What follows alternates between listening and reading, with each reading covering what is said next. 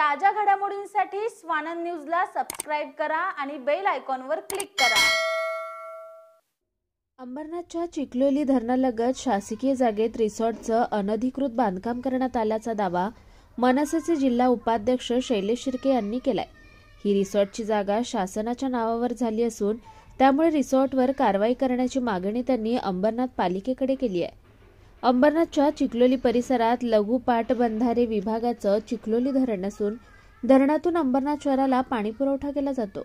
या धरणालगतच्या भूखंडावर काही वर्षांपूर्वी विकासक विक्रमराज उर्फ गुड्डू चौहान यांच्या रिसॉर्टचं बांधकाम करण्यात आलं होतं। मात्र चिखलोली धरणाची उंची वाढवल्यानंतर रिसॉर्टची जागा सुद्धा चिखलोली धरणाच्या नावावर करण्यात आल्याचा दावा मनसेचे जिल्हा उपाध्यक्ष शैलेश शिर्के यांनी केला असून याबाबतचा 7/12 उतारा देखील त्यांनी दाखवला आहे। त्यामुळे भविष्यात ही जागा शासनाच्या नावावर होणार हे माहीत असूनही रिसॉर्टला बांधकाम परवानगी देणाऱ्या अंबरनाथ पालिकेच्या अधिकाऱ्यांवर कारवाई व्हावी, तसंच आता शासकीय जागेवर असलेल्या या अनधिकृत रिसॉर्टची बांधकाम परवानगी रद्द करून तोडक कारवाई करावी अशी मागणी शिर्के यांनी अंबरनाथ नगरपालिकेकडे केली आहे। चिखलोली डॅमची हाईट वाढवण्यासाठी हे बघा मी तुम्हाला 7/12 दाखवतो। चिखलोली डॅमची हाईट वाढवण्यासाठी ती जागा संपादित झालेली आहे, तरी पण नगरपालिकेचे टाउन प्लॅनर अति हुशार त्यांनी त्यांना रिसॉर्टची परमिशन दिली। नगरपालिकेला पण ती गोष्ट माहीत होती का भविष्यात डॅम वाढवायच्या हाईटसाठी ती जागा जाणार आहे, पण अशा चुकीच्या परमिशन देऊन चांगल्या प्रोजेक्टला ही लोक बाधा आणतात आणि त्याच्यामुळे शहराचा विकास होत नाही।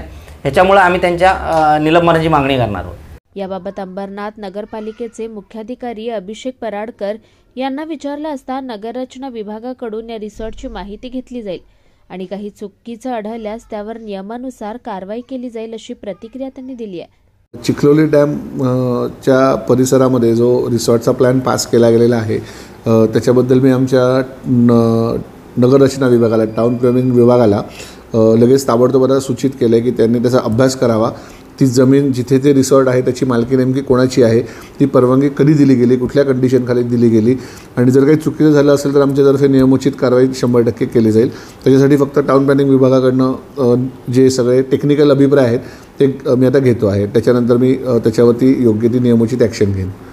दरम्यान या सगळ्यांबाबत रिसॉर्टचे मालक विक्रमराज उर्फ गुड्डू चौहान यांना प्रतिक्रिया विचारली असता त्यांनी आगामी 2 दिवसात आपली भूमिका कागदपत्रांसह सविस्तरपणे स्पष्ट करू अशी प्रतिक्रिया दिली आहे। निखिल चव्हाण, स्वानंद मीडिया, अंबरनाथ। ताज्या घडामोडींसाठी स्वानंद न्यूजला सबस्क्राइब करा आणि बेल आयकॉनवर क्लिक करा।